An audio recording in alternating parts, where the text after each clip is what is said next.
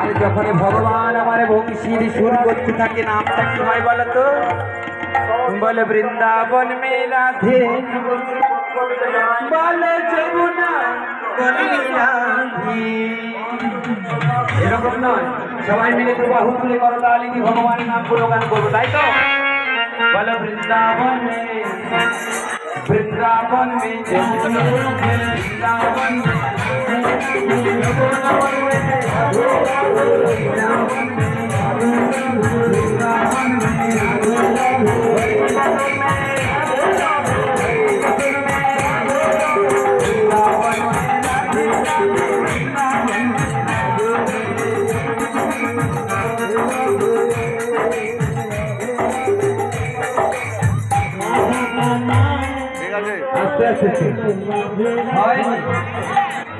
একটু ভালো করি।